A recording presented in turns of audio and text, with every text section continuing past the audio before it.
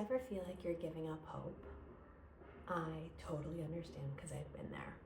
So when it comes to dating these days, it just sometimes feels so hard, you know? Like, I remember when I first went through my divorce, I was 32 and I got back on the dating apps and I just felt like it was so overwhelming. I felt like there were so many different people. I felt like I wasn't really getting the attention from the people that I really liked or that I really wanted. And I just felt really discouraged, and it made me kind of second guess my entire decision. So, like, did I make a mistake by breaking up with this guy? Was that like the best I could get? Right? And I think that's the biggest question that I had right after I had my divorce. It was like, should I move on or should I stay attached? And the biggest learning that I have, like, in retrospect, right? Because now I'm 38. So now that was like 6 years ago. I can say that my energy was best used on moving on. And it wasn't best used on hanging on to the past. And there was a big part of me that wanted to hang on, that would compare every next person I met to my ex. And I would just question myself, and I would just say, what have I done? Am I totally crazy for having done this?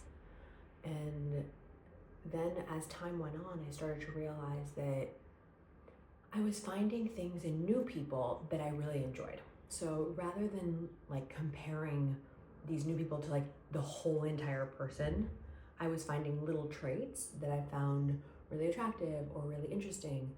And that really helped me, like, night and day. Because rather than focusing on this like big package, I was looking at little bits of the package and just finding joy in those little bits. And I started to realize there were things that I needed that I didn't realize I needed before. And there were personality traits and aspects of someone who were really important to me. And in the past, I had been so focused on my goal. I was like, I need to be married by 30, kids by 32. Everything needs to go as planned. If I don't do it on that timeline, things just like won't work out for me. And I remember I had this dream when I was thinking about like separating and getting divorced. And this was like a huge failure for me. It was like gut-wrenching. Like, I was so disappointed. And I had this dream, and my grandmother came to me in my dream, and she was like, don't stay with someone just to have kids with them if you're not happy. You will have that in its own time. And I remember being like, what is that dream? Like, that's so random. This was like before I was spiritual, so it was like, okay, it was like a very clear message. And as I kept dating, I met different people. I met one through a dating app, and it definitely felt like a nice relationship, like wasn't the right person. Then I met another one through a dating app, and it was similarly off, but it was like a 6-month relationship where I really liked the person and I felt like they didn't like me in the same way. So there was like this imbalance. Like, I wanted to commit, I wanted the commitment, and they didn't. And then I finally met someone who I thought was gonna be like my person. And it went so fast, it was so nice, it was like everything I'd wanted. And what I ended up realizing is that guy, that knew everything I wanted guy, was actually very similar to my ex. And they had very similar qualities. So I guess I kind of realized I hadn't fully done the healing that I thought I had done. And it took that breakup for me to really open my eyes. So it's like, I guess the universe was saying, like, you got one lesson, you got your divorce. I had obviously had other breakups before. And then the next one was like, bam, like, whoa. It was a huge wake-up call. And that was the first time where I didn't just jump back into dating. I just said, okay, I want to build a really strong foundation here. I want my family, I want to have kids, I want to find my husband. But I don't want to do the same thing over again. I cannot choose the same person again. I just can't. I will go completely crazy. So instead, I was like, let me be a little bored. Let me get a little bored. Let me just feel what it feels like to not meet anyone. So I didn't go on any dating apps, and I just worked and focused on my job and networked with people. And I went to parties and I went to events, and I tried to get out there as much as I could. And you know, I feel like the best thing I did was just focus on me. I was like trying to look my best and trying to feel my best. I got some new clothes that made me feel sexy. I did my hair. I went to this lady named Callie who was like kind of brightened up my hair, made me feel nice again. I got some micro needling on my face. It was actually RF micro needling, so with these lights, and I was like feeling glowing. And I got back out there. And the thing that changed that time is that I still felt the heartache, the loss. I still felt it. I was like devastated. I was like, oh my gosh, like how could this happen to me again? Like, who am I? What is wrong with me? Like, I was a matchmaker. I'm like helping all these people find love, but me, myself, I can't even figure it out. But then what ended up shifting was that I started to eliminate much faster. So rather than focusing on these guys who I thought I liked, I took away the fear approach. So I realized in that moment that I had a fear approach when it came to dating. I'm anxiously attached.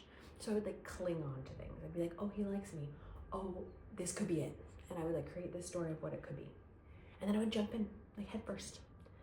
And what changed after that last breakup was I just decided that like, I love me and I'm gonna do what I wanna do and I'm gonna take care of myself. And the moment that someone's not worthy of me, bye.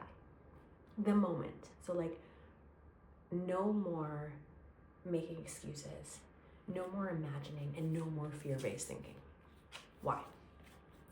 Because I started thinking that like, if I didn't start taking positive steps forward, I was just gonna stay stagnated. So I basically took a few stumbles. I actually dated a guy that, this was actually another really, really awesome, like metaphorical one, where I went on a hike with him and he wanted it to be a silent hike. And I started falling down the mountain and you could hear me because we were silent, meaning we weren't talking. And I was like audibly falling down the mountain because we had no lights and it was like too late, it was already getting dark. And the guy didn't turn around once to check if I was okay. And I remember thinking like, no, like this is a no. Like the guy was like good on paper, he was like, you know, successful, whatever, good looking, suave, everything that I thought was really attractive. And you know what? I just said, that's not my man. That's not my man. Did it feel like a loss? Yes. Did it feel like I was heartbroken? Yes. Because this guy had courted me and he was so nice to me and he made me feel special. But I cut that off so quickly because I knew that this man wasn't for me. I knew that the father of my children, the man of my life, does not leave me in the dust, falling down mountains. No. So by the time I got down in the mountain, I was started bleeding, like my legs were all banged up. And I was upset, but I was like repulsed. I gained this like newfound, it was like a new feeling that I had. It was like a new reaction of like, just like repulsion. And it was beautiful. It was like, whoa, that's what it feels like to be disgusted by someone. Not fear-based, just disgusted. So what did I do? I took some time alone. I went to meet my parents. They were on vacation in another place in Europe, and I went to meet them. And I just like sat on my own. I did my cards, I did my meditations, and I spoke to intuitives. And there was one intuitive who was like, listen, he's not the one who got away. And I was like, oh my gosh, like what if he was the one who got away? Oh my God, like what if I'm gonna be like thinking about him for the rest of my life? like the guy who like wouldn't check on me when I was falling down a mountain. And she was like, that's not real. Like, that's your fear. She said, I was about to go on another vacation, like a little stint with a couple of girls, and she was like, listen, just pray to the gods, to the Greek gods, that you find someone nice, someone sweet and nice who will take care of you, who's kind. And let me tell you, I did that little prayer, like, kind of like, oh, this will definitely not work. Like, look at me. Here I am at like 36 years old. I was about to turn 37. I was like, ugh, this is like not it. And everyone else that I know is like married with kids, and they're actually on their second pregnancy. And here I am just like praying to the Greek gods, like what the hell? And I remember when I went to the beach that day and I met the guy who I'm with now, who is just incredible. And I remember my first reaction wasn't like the butterflies that I was used to. It wasn't like, oh my God, like this is it, like I found him, oh my God, like I'm so grateful. No, it was like, I'm not really sure I like him. He's nice, he's okay, but it wasn't that feeling of like, oh my God, yes, and oh my God, butterflies. So that was really interesting, because I had to basically get to a point where I was like, what is attractive? What is attractive to me? Is a nice, patient, kind guy attractive? That's never what I had chosen before. And I was like, okay, I'm gonna not focus on the butterflies right now. I'm gonna focus on just like building a friendship and like being with this person in a little small amount of time who I'll never see again. But I just want to like strengthen that muscle. Like, what if I go for the nice guy? And I just look back and I'm like so proud of myself, because I feel like I overcame this, like I like jumped over a hurdle, like that my soul had been asking me to do all along. It's like I had been going for the same type of person who was like controlling and egotistical, etc. And then all of a sudden something flipped in me where I was like, I want kindness. Like, I want a nice guy. I want the guy you can rely on, who you just trust. You just know that he's good. And the attraction built. Attraction built over time, and like I started to understand like what that really means. Like now I would tell you this is the most attractive guy in the world to me. But it took me time to get there. It wasn't like all of a sudden one day, boom. No, it was slow and steady. And slow and steady wasn't a choice I could make. So in the past, I would always tell myself, like, you need to slow down, you should go slower. Because I knew I rushed into relationships. And I realized it was actually like a state of mind that I had to change within myself. So it wasn't like, you should move slower. No.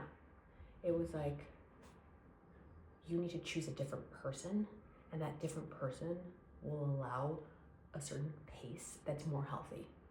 That's not like trauma bonding, emotional attachment, or enmeshment too quick. So, I guess